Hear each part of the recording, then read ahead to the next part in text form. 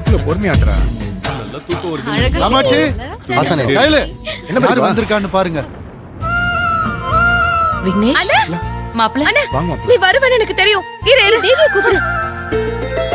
அண்ணே என்ன ஷாலி வாங்க அண்ணன் வந்திருக்கான். மாப்ள வாங்க, வாங்க வாங்க. வாங்க நீ சீக்கிரம் வாங்க.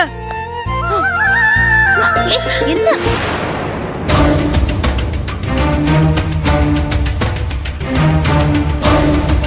மாமா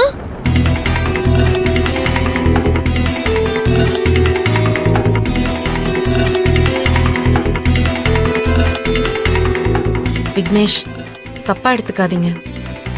நேத்து நீங்க ரொம்ப கோவமா பேசி போனை கட் பண்ணிட்டதுனால நீங்க எங்க இந்த ஃபங்க்ஷனுக்கு வரமாட்டீங்களோன்னு நினைச்சேன்.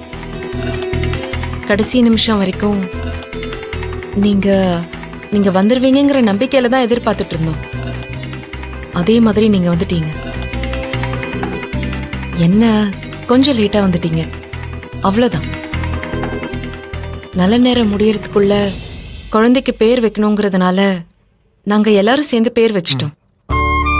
நீங்க எதுவும் தப்பா எடுத்துக்காதீங்க ப்ளீஸ்.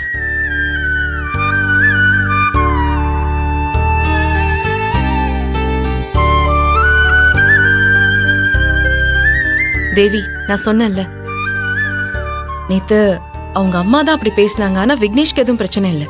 இப்ப பாரு, அன்னைக்கு கோவமா பேசினதை கூட மனசுல வச்சுக்காம அவரே வந்திருக்காரு. ஏய், இதுக்கு மேல கோவத்தெல்லாம் நீ மனசுல வச்சிட்டு இருக்காத.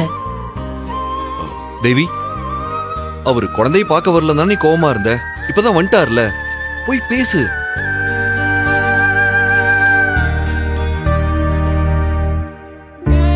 குழந்தைக்கு கவன்னு பேர் வச்சிருக்கோம். நீங்களும் வந்து குழந்தை காதல பேரு சொல்லுங்க.